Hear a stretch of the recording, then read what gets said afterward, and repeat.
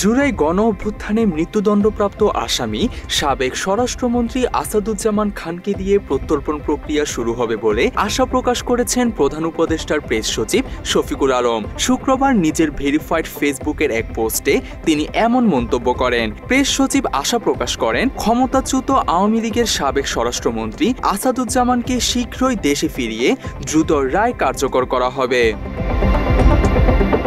শফিকুল আলম জানিয়েছেন, জুলাই মাসের গণহত্যার মামলায় দণ্ডিত হওয়ার পর শেখ হাসিনাকে প্রত্যর্পণে বাংলাদেশের অনুরোধ খতিয়ে দেখছে ভারত। তবে সেই প্রত্যর্পণের শুরুটা হবে আসাদুজ্জামান খানকে দিয়ে। ফেসবুক পোস্টে প্রেস সচিব আলো লিখেছেন, জুলাই গণ অভ্যুত্থানে গণহত্যায় জড়িত আওয়ামী লীগ নেতাদের বিচারের মুখোমুখি করা হবে।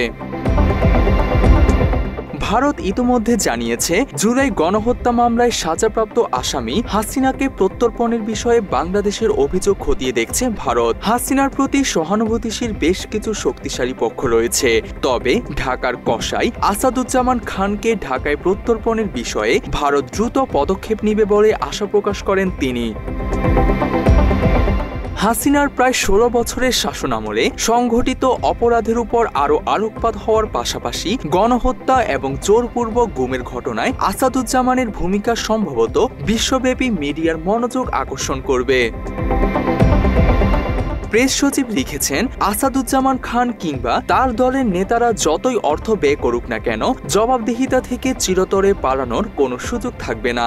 জাতি হিসেবে জুলাই গণহত্যার শিকার ব্যক্তিদের জন্য এবং হাসিনার আমলে সংঘটিত সব মানবাধিকার লঙ্ঘনের ঘটনার সঠিক বিচার নিশ্চিতে দৃঢ় প্রতিজ্ঞ হয়ে থাকলে দায়ীদের জন্য পরিণতি এড়ানো ক্রমেই কঠিন হয়ে উঠবে। আন্তর্জাতিক অপরাধ ট্রাইব্যুনাল থেকে দেয়া সেই রায়ে পুলিশের সাবেক আইজিপি চৌধুরী আব্দুল্লাহ আর মামুনকে রাজসাক্ষী হওয়ায় ৫ বছরের কারাদণ্ড দেয়া হয়েছে। জুলাই গণ অভ্যুত্থানের সময় শেখ হাসিনা ছিলেন সুপ্রিম কমান্ডে। তার সরাসরি তত্ত্বাবধানে গুলি চালানো হয় আন্দোলনরত ছাত্র জনতার উপর। এই ঘৃণ্য কাজে তার সহযোগী হিসেবে নাম এসেছে তার সরকারের স্বরাষ্ট্রমন্ত্রী আসাদুজ্জামান খান, দরবেশ খ্যাত সালমান এফ রহমান, হাসানুল হক ইনুর। এছাড়া ওই আন্দোলনে সাবেক আইনমন্ত্রী আনিসুল হকেরও ভূমিকা কম ছিল না। ৬ ছাত্রনেতার মুক্তি নিয়েও তৎপর ছিলেন তিনি। সাবেক স্বরাষ্ট্রমন্ত্রী আসাদুজ্জামানের সাথে এক ফোন আলাপে শোনা যায়, ওই নেতাদের কি করে মুক্তি দেওয়া যাবে সেই উপায় শোনাচ্ছেন তিনি।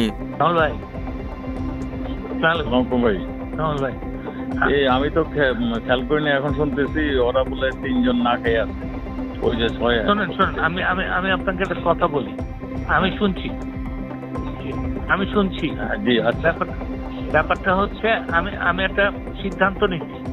হ্যাঁ, সিদ্ধান্তটা হচ্ছে এই, কালকে সকালে কালকে সকালে আপনার ওদেরকে ছেড়ে দেওয়া। আচ্ছা, তার কারণ কালকেও কোর্ট বসবে না, এবং এই যে কোর্ট বসবে না, এইটা দোষ হবে আমার এবং সরকারের।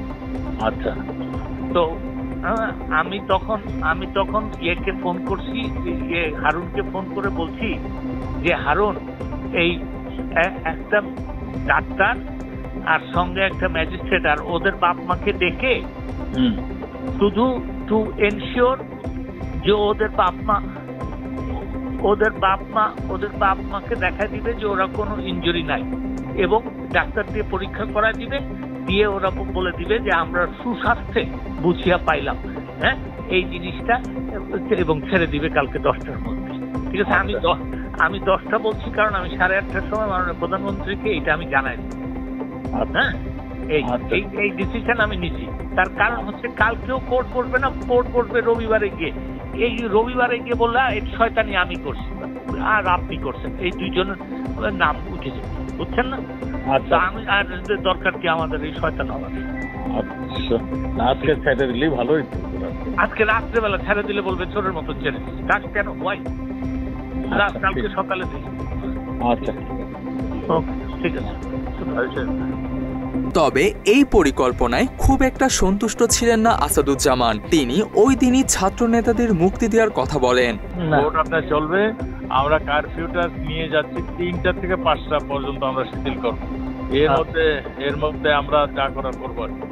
আচ্ছা ঠিক আছে। ঠিক আছে, এটা আপনাকে Yes. জানিয়ে গেলাম। ওই যে Thank কালকে you. আবার কোর্টের জন্য আপনার যেভাবে কোর্ট চালান সেভাবে কোর্ট চলবে, সেটা আমাদের কমিশনার দায়িত্ব নিয়ে। Okay okay. Thank you. দ্বিতীয় ফোন আলাপে আনিসুল হক তেমন কোনো কথা বলেননি। সাবেক স্বরাষ্ট্রমন্ত্রী একই কারফিউর বিষয়ে বেশ কিছু তথ্য দেন, জানান কারফিউ শিথিলের সময় বাড়ানো যাবে না, তবে কোর্ট তার মতোই চলবে। মাত্র 30% টাকায় জমির মালিক হয়ে নতুন বাংলাদেশের গড়ে তোলার স্বপ্ন দেখা বাংলা বসতি। আমরা তো তোমার প্রত্যেকদিন বলতেছিলাম তুমি ভালো করতেছো, আমি করতে আবার খাওয়াই ওইসবই কেন তো? না না, এ খাওয়ার ডিসিশনটা কে দিয়েছে স্যার? আমার স্বরাষ্ট্রমন্ত্রী, আমার এসপি চিফ, এরা দিয়েছে খাওয়ানোর জন্য। না, তারা নির্দেশ দিলে তোমাকে ছবি তুলে বাইরে পাঠিয়ে দিবে। জি স্যার, জি স্যার, ছবি তোলা প্লাস হলো বিবৃতিটা প্রকাশ করা। ছবিটা নিজের কাছে রেখে দিবা। না না, ওনারা তো বলছে প্রকাশ করার জন্য স্যার। মনির স্যার এসপি চিফ স্যারে জিজ্ঞাসা করেন স্যার, মনির স্যার বলছে কিনা।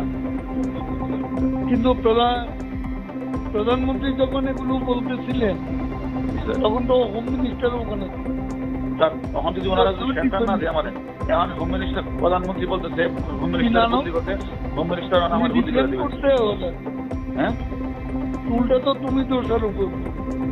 স্যার হোম মিনিস্টার বলছে পিএম আমি এটা কি করলাম? কোনটা? ও 6 জন চারজন স্যার, এটা স্যার প্রতিদিন স্বরাষ্ট্রমন্ত্রীর বাসায় মিটিং হয়, প্রতিদিন স্বরাষ্ট্রমন্ত্রীর বাসায় মিটিং। স্বরাষ্ট্রমন্ত্রী যা নির্দেশ দেয় সেটা আমি করি, যা নির্দেশ সেটা আমি করি। আমি বলছি যে ওই তুমি যাদেরকে ওখানে হেফাজতে রাখছি তাদের ফেক দিয়া স্যার, এটা তো স্বরাষ্ট্রমন্ত্রী তার ওইখানে মিটিং এ সিদ্ধান্ত না দিয়ে তাই বলে একটা করতে পারবো না কতদিন আপনার যে এরা ওখানেই আছে, যে এখানে আছে স্যার, ওনারা যা বলবে সেটাই হবে স্যার। স্বরাষ্ট্রমন্ত্রী না সেটাতে স্যার এখন আমি যেটা বলি স্যার, এখন স্বরাষ্ট্রমন্ত্রী আমারে কমিশনারে বলে দিচ্ছে আমার বুদ্ধি করা লাগে, আমি আমার বুদ্ধি করে দিচ্ছি স্যার। আমার অপরাধটা কি স্যার? আমার অপরাধ কি স্যার? না, ও তো নেত্রী যে নির্দেশ দিচ্ছে সেখানে তো you are not depending you. সেও তো এমন ভাব দেখাচ্ছে যে তুমি এখানে পিএম কে একটা কথা বোঝাই কিছু বলেন বিষয় তুমি নিজেই করো, জি নিজে করো। আমি স্যার, আমরা যা করছি স্বরাষ্ট্রমন্ত্রী আইজিপি নির্দেশে করছি, আর বাইরে কিন্তু করে আপনি প্রমাণ নিয়ে তারা তো এটা এখন স্বীকার করছে না, স্বীকার করেন না, স্বীকার আমরা জিজ্ঞাসাবাদ করেন যে স্বীকার করি কিনা, জিজ্ঞাসাবাদ করেন। আচ্ছা দেখি আমি হোম মিনিস্টার কথা বলি। স্যার, এটা যদি স্যার না করেন তাহলে কিন্তু অর্ডার এখন করে দিবে স্যার। আমি নাই, এটা নিতে নাই, অর্ডার করে দেবো। 5 আগস্টের আগে আওয়ামী লীগ নেতাদের এসব ফোন আলাপ প্রমাণ করে ছাত্র জনতার গণ অভ্যুত্থান দমনে পতিত আওয়ামী লীগ সরকার কতটা বেপরোয়া হয়ে উঠেছিল এবং ঘটনাগুলো ছিল পূর্ব পরিকল্পিত। এরই মধ্যে আন্তর্জাতিক অপরাধ ট্রাইব্যুনাল হাসিনা আসাদুজ্জামানের সাজা ঘোষণা করেছেন। এসব আসামিদের দ্রুত দেশে ফিরিয়ে এনে বিচার কার্যকরের প্রত্যাশা সাধারণ মানুষের। তানজিম হাসান, বাংলা এডিশন।